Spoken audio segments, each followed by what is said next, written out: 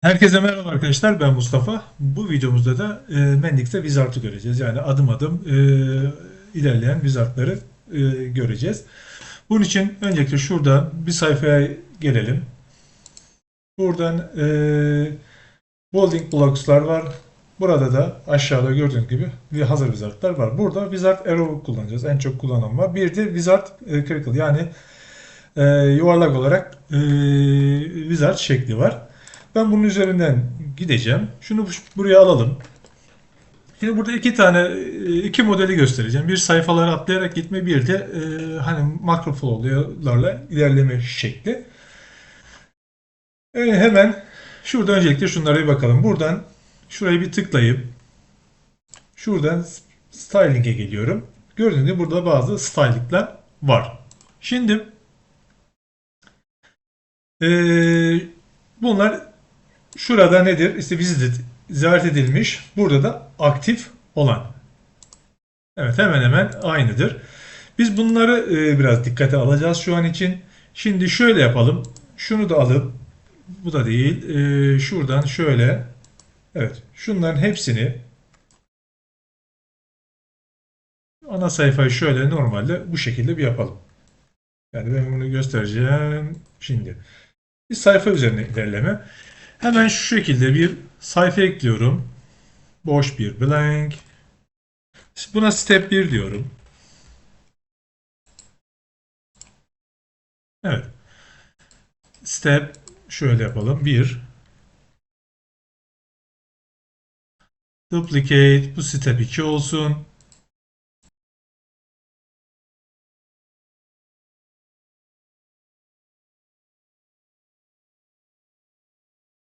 Bakın kaç taneydi? Evet, 4. Bir tane daha yapayım, 5. Mesela bunu yenisini eklemek için Ctrl C, şuraya Ctrl V, şuradan şunu şu şekilde değiştirebilirsiniz. Hani burada kendiniz isimleri zaten vereceksiniz.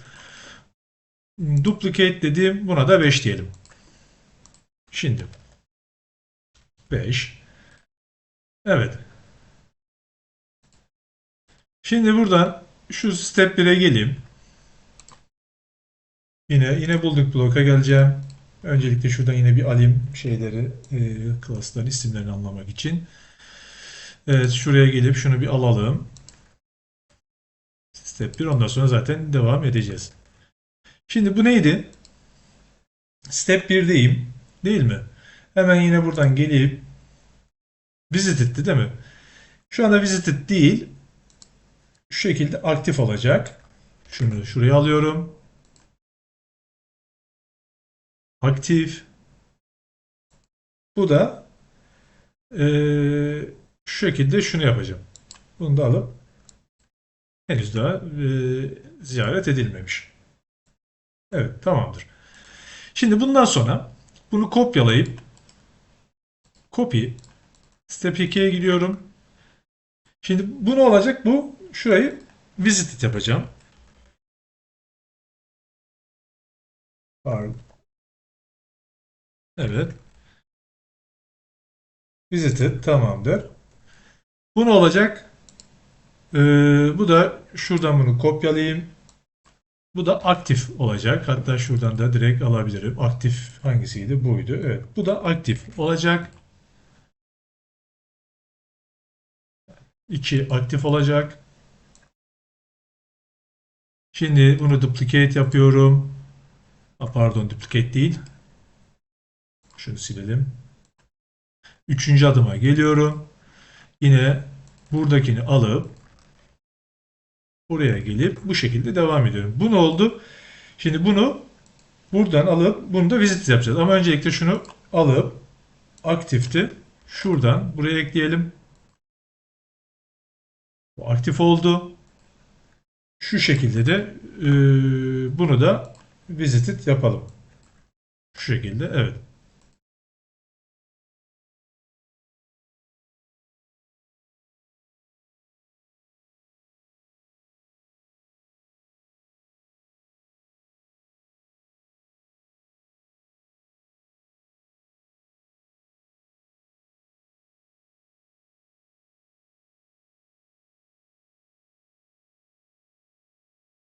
Arkadaşlar bunlar bu şekilde tamam. Şimdi bunlara sayfa erişimi.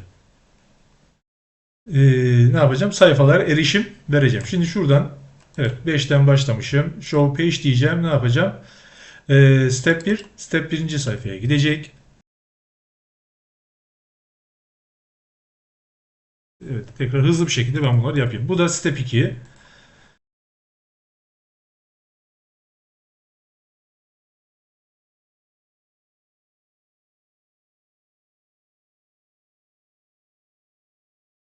Şimdi diğerlerinde aynı şekilde hepsini bu şekilde göstereceğiz. Şimdi arkadaşlar evet buraların hepsini yaptık. Değil mi? Şimdi burada ne yaptık? 4'te ne yaptım hemen onu göstereyim. Burada şu şekilde göstereyim. Burada da mesela tüm adımlar işaretli sayfalara geçiş var. Hemen 4'teyken 5'e gelebilecek. Ama burada step 5'e geçemez. Çünkü step 4'ü geçtikten sonra tıklayabilir. Hani step 4'teyken burada da aynı mantık var. Burada da ne olacak? 4'ü tıklayamaz ancak 3'e geçiş yapabilir. Yani buna geçtikten sonra ne olacak? 3'teyken yani adım adım gidebilmesi için buradakiler de bu mantıkta. Step 2'de de sadece 3 adım atabilir. Şu şekilde hemen göstereyim. 4'te gördüğünüz gibi yok. 1'de de sadece 2'ye geçiş var. 2 ile 1 arasında şey var zaten.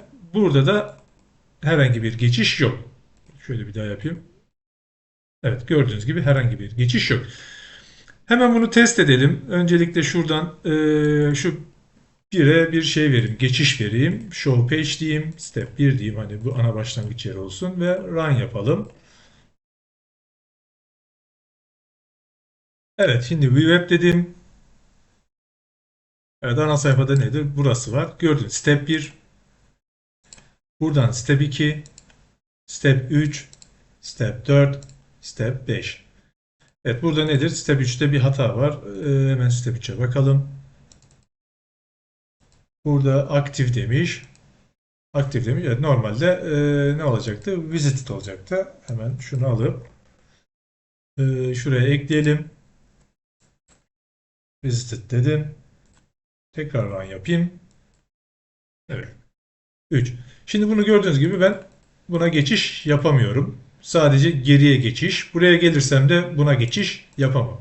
Buradan adım adım gidebilmek için. Şimdi buradan e, renkleri bir değiştirmek gerekir. Yani buraları evet visitleri falan vesaire farklı renk yapmak için ne yapacağız? Hemen buradan ben bir şuradan style'a geliyorum.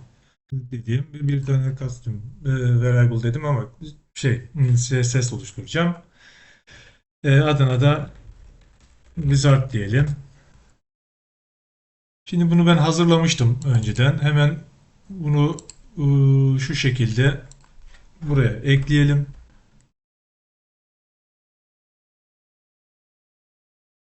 Evet aktifledim. İşte yeşil olsun.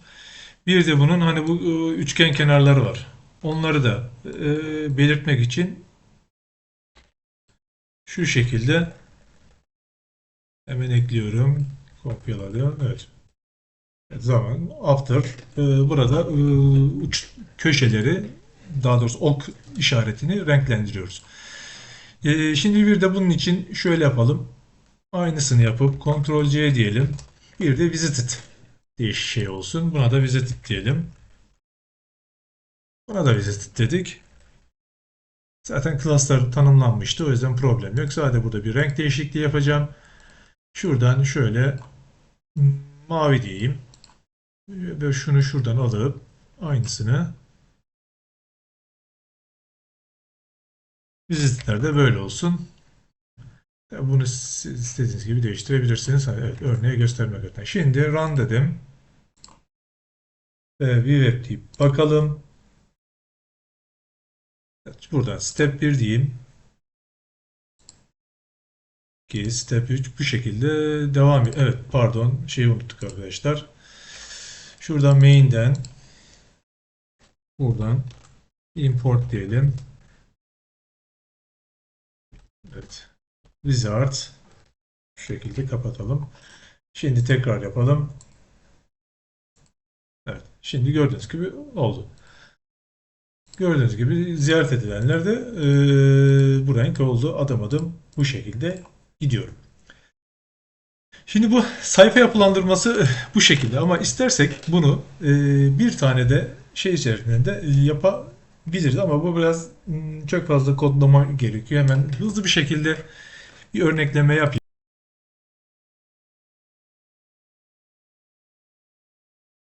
Evet, şuradan Home'daki yere gelip burada şöyle bir şey yapalım. Tabii ilk önce bir domain modele gelip bir helper oluşturayım.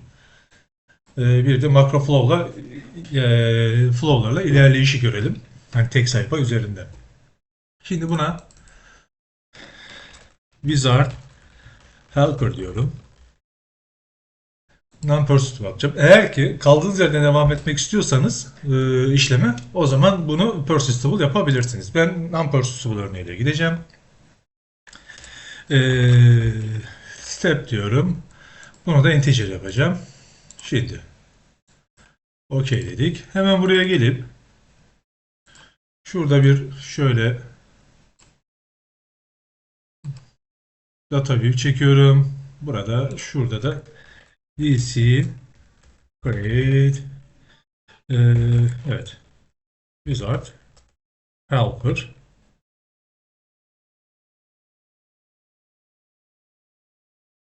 yaptık. Buradan şuna gelip steps'i ilk kayıt oluştuğunda bir olsun. Hani ilk baştan başlayacağı için şöyle yapalım. Ee, Buraya geldik. Evet. Buradan da şu şekilde pardon.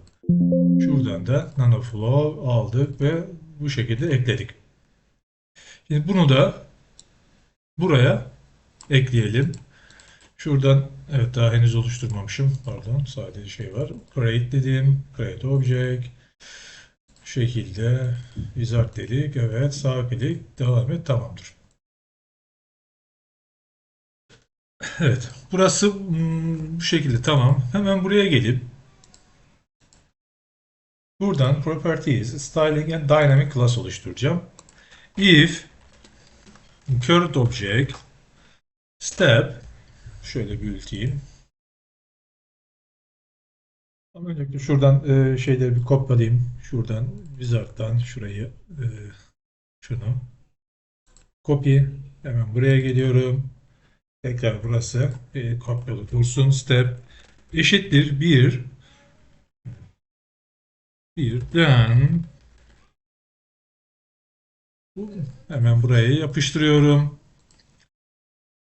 Birse aktiftir. Else yine buradan if current object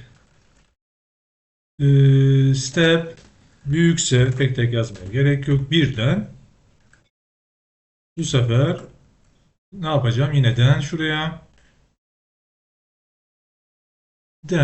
burayı da visited yapacağım. Yani birden ikiye geçmişti. Zaten ziyaret edilip geçmiştim. Else varsayılan değer neyse o. Bunu diğerlerinde de aynı şekilde benzer şekilde kullanacağım. Ctrl C dedim. OK. Şimdi step 2. Bu sefer ne yapacağız? Burayı 2. Burayı da 2. Tamamdır. Devam edelim. Buraya 3. Bunları da bu şekilde tamamlayacağız.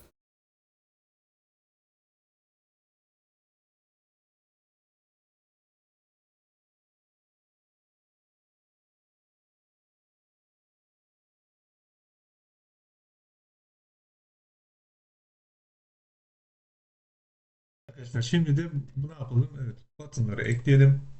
Şuraya evet, button, şuraya şu şekilde ekleyeyim. Evet, normalde isterseniz bunu şuraya da koyabilirsiniz ama bu çok aşağıda olur bu sefer ama buraya normalde işte farklı elementleri koyacağınız için şu araya o sebepten yani bunu sayfa düzeninize göre ayarlayabilirsiniz. Hani buraya koyarsanız sayfanın en altında olur. Hatta isterseniz şimdilik böyle yapalım. Buna ne yapıyorum? Next diyorum. Hemen buradan şu şekilde buraya da right diyeyim. Evet şöyle görsellik de verelim. Bunu buradan kopyalayıp Ctrl C, şunu da previous diyelim. Buna da left diyelim. Evet. Şimdi buradan Properties'e gelip bunu buraya, bunu da şöyle yaptım mı? Evet, görsel olarak şeyi verecek. Dediğim gibi normalde bu sayfa ilerlemesi olacağı için hani aslında sayfa değil, hani buradaki şeyler değiştikçe e, ne olacak? Hani bu adım adım ilerleyecek ve burada işte adım adım ilerlediğinizde buraya örnek veriyorum, hani bir first name, last name dediğiniz işte o step 1'de bu buradaki vizitleri de buna göre ayarlayacağız. Şimdi öncelikle next yapayım. Şuradan nano flow oluşturayım.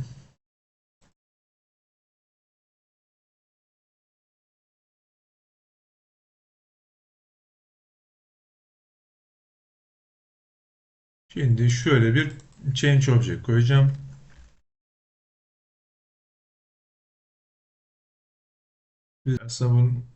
Evet, bunu yaptıktan sonra buraya hemen bir şey gelip step diyorum. Wizard helper step artı bir. Yani bir ilerleyecek artı bir diyerek. Buna da duplicate yapıp buna da ne yapacağız? Previous yani eksi.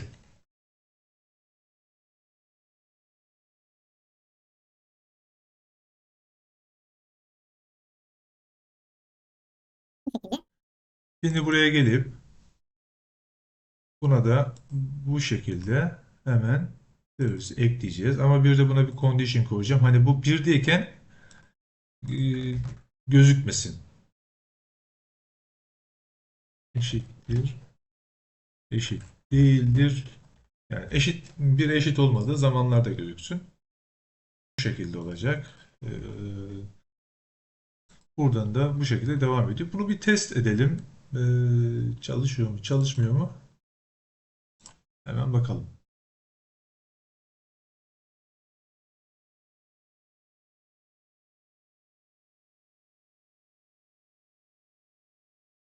Evet, evet. Burada next button. Evet, gördüğünüz gibi şu anda herhangi şey yok.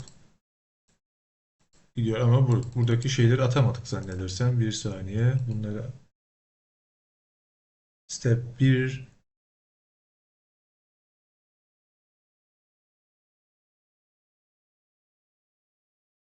aktif. Evet, şurada şey hatası var. Hemen şunları şöyle bu şekilde olacak. Hepsini düzeltmemiz lazım. Orada nokta olmaması lazım. Siz de buna dikkat edersiniz.